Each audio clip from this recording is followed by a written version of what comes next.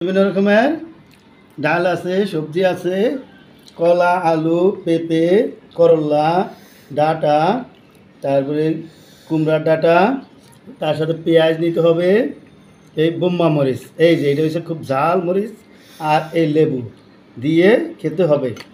এই যে এইভাবে লেবু দিয়ে ঠিক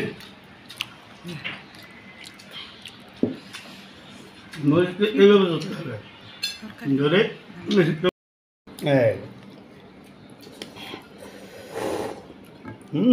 মরিচ জল।